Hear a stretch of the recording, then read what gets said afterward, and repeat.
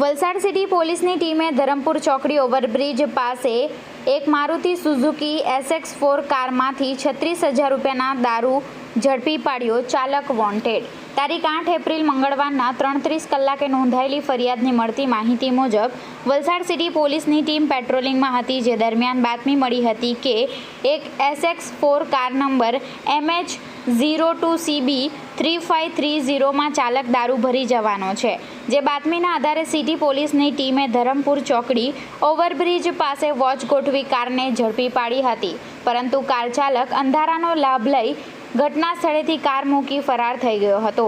City પોલીસની ટીમે car police મથકે લાવી મુદ્દામાલની ગણતરી કરતા કારની કિંમત 3 લાખ, દારૂની બોટલ નંગ 432 જેની કિંમત 36,000 મળી કુલ 3,36,000 રૂપિયાનો મુદ્દામાલ કબજે લઈ ચાલકને વોન્ટેડ જાહેર કરી સિટી પોલીસ મથકે પ્રોહિબિશન અંગે ફરિયાદ દાખલ કરી હતી.